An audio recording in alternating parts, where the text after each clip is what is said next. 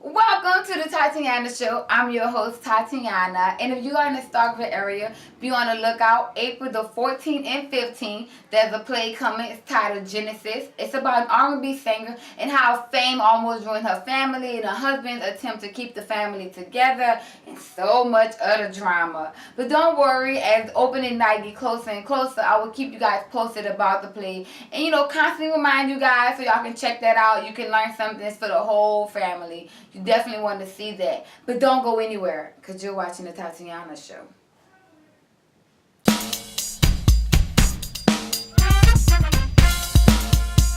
That is so amazing. So aside from the series, don't forget to tune in to the Tatyana Show November 7th. Like this, some people move on past. Man, you have future plans of,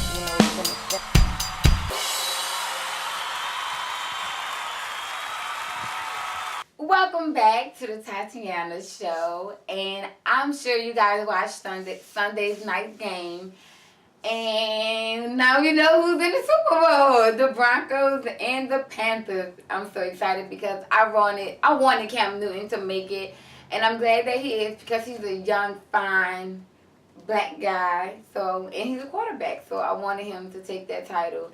And I'm so excited that he's making it there. But the Broncos played the New England Patriots on Sunday, and they lost 18-20. So congratulations, Broncos. You'll be in the Super Bowl. And then there was the Arizona Cardinals against the Panthers, and they lost 15-49.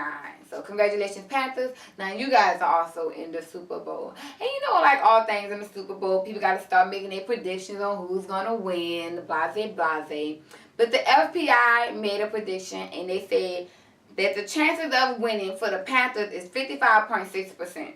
And the chances for the Broncos is 44.4%. Which I'm excited. Which even though it's close in numbers, very, very, very, very, very close. But I'm still rooting for the Panthers, and I believe they're going to take it because I want Cam to dab his way into the end zone and get that title and, bring it back home to Atlanta. Even though I'm not from Atlanta, I'm from New Orleans. I just, I ain't got no beef against Atlanta. I ain't got beef against nobody. But either way it goes, I'm excited about the Super Bowl. I can't wait to watch it, and I can't wait to come back and talk about the crazy commercials, Beyonce and Coldplay's halftime performance, and the winner. I'm hoping it's the Panthers. But yesterday I talked about LeBron James and the new coach with Lou and how he, is supportive of the whole new decision. And a lot of people think LeBron James is the cause of this, but LeBron James and the GM of the Cavaliers team say that LeBron James had no say-so in this decision and that it was, their meeting. Like, LeBron James does not control the team. I don't know why people thought that. Like, he's popular and he's famous, but the owners like, please. We the one calling the shots. So you think they're going to let an athlete... No, I never thought, LeBron James was the person who had a say-so in what was going on with the coach. But, people always got to make something up. But either way it goes, the team isn't really just up to par as new coach Lou wants. And they're not quite performing up to his expectations right away, which he just got coached. He's expecting a lot out of these guys in just a couple of days. So he needs to chill out and relax. But LeBron James did make a statement talking about how, they're not quite where the new coach Lou wants them to be. But they are, going to reach their height, and they are going to challenge themselves and push themselves to be the new team and have a better future. Even though the team's future wasn't bad, but hey, in all things sports, when you playing against the Golden State Warriors, you have to step their game up. I'm just saying. But also, I talked about Desert Vista High School and how the 6 girls were going to be facing disciplinary action because of a Snapchat of some shirts that spelled out the N-word. But now things are getting even worse for the school. They're having a civil rights protest outside the school. It took place on Monday, started at 3 p.m. And people are not playing. They want the principal terminated, and they want those girls expelled. Remember that petition I told you about too that was following that situation? Well, you know how it had 28,000 signatures? Well, now it has 36,000 signatures. I wasn't one to sign. I promise you I wasn't. But everybody else is signing, and they're not playing. They want him out of there, and they want those girls, suffering the consequences of what you think is funny and what you think is a joke is not a joke. Which I respect that, because if you see the photo, they all smiled up like, like this is funny. So they do need to learn. And not only for them, other people need to learn. They are a nice example to, let people know we don't care how you say the N-word, through word, through text, through t-shirt. It doesn't matter. When you say it, you got consequences. But that's why we as African Americans need to stop saying it, so we can really put the nail, put the hammer on the nail about not using it. And it's not funny. And y'all, it's that word come with a lot of bad years of treatment to African Americans. So we need to stop saying it as well, just like we want anyone else to stop saying it. But Macklemore released a song called White Privilege 2 that's receiving some good feedback and not so good feedback, like everything in this world. But the song talked about how white people, kind of do mess over black people, which we already knew. And he talked about, how Iggy Azalea and himself, Miley Cyrus, and a lot of other people have kind of, reached higher milestones in African American culture, even though it's not what they do.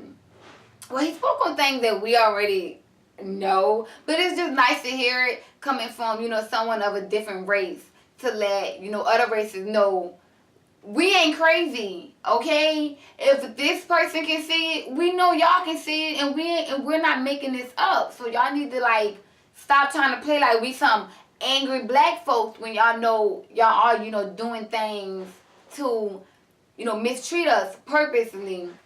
But a lot of the song got some good feedback. Some people like it. Some people thought it's not Macklemore's position to talk about that, which he's a rapper. He can talk about whatever he wants. He have free speech. That's America. So a lot of people mad about that.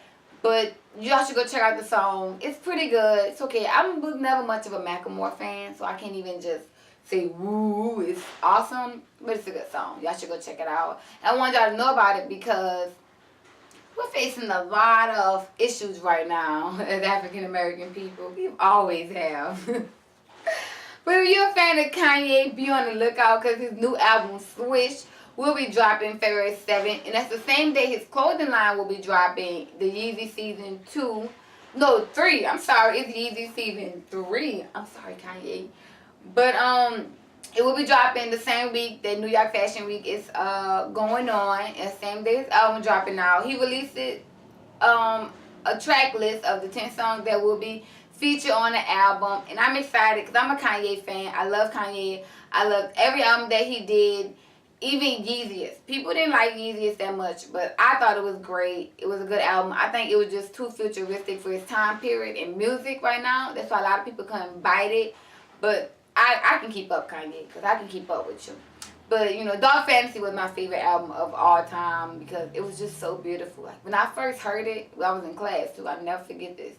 And I heard that, can we get much higher? Like, my eyes got watery. Like, real talk. My eyes was like, oh, this is so beautiful. It was amazing. But I love it. Dark Fantasy is one of my favorite albums, hands down. It's a great album. Like, the whole song, every song on the album is awesome. And also, I liked, what's the one that he had with 2 Chainz, Tiana Taylor, Kid Cudi, so many people. It was going to be called Good Music, Cruel Summer, I think that's what it was. That was a good album, too. Should have been a mixtape, but it was a good album. I like it. It had a lot of good songs. So y'all go check that out. Kanye new album, February 7th, Swish. Because he's balling. The Oscar situation is not dying down no time soon. Nick Cannon even decided to chime in, and he released a poem talking about the situation and how we need to not be distracted with lottery tickets and these nominations and these award shows, but need to focus on the real issues like these young black males getting killed in America, the Black Lives Matter protests, and all the other things that black people are facing in America. And that, it's nice to, get some awards and get some recognition, but we are so behind on a lot of other things in this country that we need to focus on the most serious issues. And that's our life and our security in this country, which is true. He also even said that he told Chris Rock, that's what he said he did. I don't know if he told him face to face, but he's popular, so I'm pretty sure Chris Rock heard. He said, go ahead, man, rock that SHIT. So he's supporting Chris Rock and hosting the Oscars. I am as well.